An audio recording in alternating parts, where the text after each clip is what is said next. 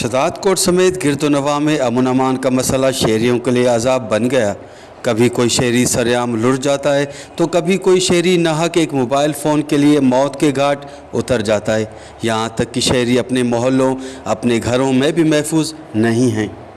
असां पहिरीं ॻाल्हि त हिन वाक़े जी मज़म्मत कयूं था ऐं कातिलनि जी फौरी तौर ते गिरफ़्तारी जो मुतालबो कयूं था। हीउ इंतिहाई संगीन वाक़ियो आहे कंहिं नौजवान बेदर्दी सां लिखियल पढ़ियल खे शहीद कयो वियो आहे ऐं का बि अमली जेको आहे सो कार्रवाई न कई आहे।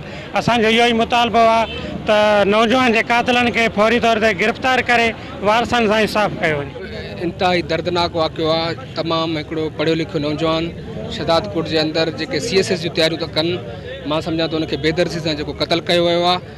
असां उन जी मज़म्मत कयूं था ऐं जेसीं ताईं वारसनि खे इंसाफ़ न मिलंदो असां वारसनि सां गॾु हूंदासीं।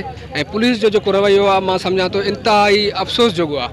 जो खां वठी उन्हनि कख भञी ॿीणो न कयो आहे ऐं असांजो मुतालबो आहे कातिलनि खे फौरी तौर गिरफ़्तार कयो वञे। छो त शहर लाइ हिकिड़ो चैलेंज आहे नौजवान खे पंहिंजो पीउ CSE पढ़ाए तालीम एतिरो कराए उन में अलाए छा उमेदूं उन में हिन महिल 11 बजे राति जो 10:30 उनखे गोली हणी ख़सीस मोबाइल जे लाइ मारे विवाद हिन महिल ताणी पुलिस आराम में आहे। सुबुह जबकि शहरियों का 2 दिन कबल CSS स्टूडेंट अमानुल्लाह बिरोई के नाहक कत्ल के खिलाफ और SSP कंबर शहजादकोट के मायूस कुन कारकर्दगी के हवाले से वश न्यूज़ से बात करते हुए मज़ीद कहना था कि SSP कंबर शहजादकोट अमन अमान कायम करने में मुकम्मल नाकाम हो चुके हैं।